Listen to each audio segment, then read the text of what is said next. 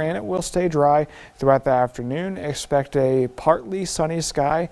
During the overnight, cloud cover does increase. It will be mostly cloudy. By Wednesday, daybreak looks to be mainly cloudy, but cloud cover decreases throughout the day. In the afternoon tomorrow looks to be mostly sunny.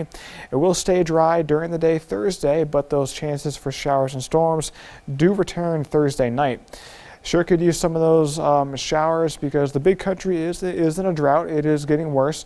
Most areas north of I-20 seeing that dry condition.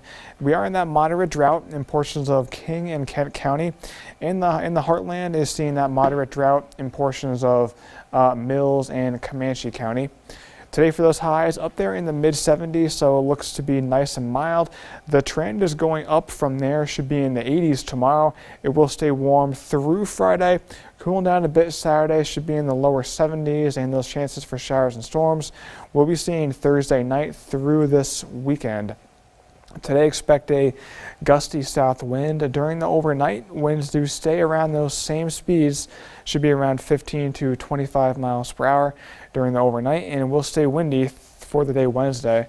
Today for Abilene, 74. It will be partly sunny.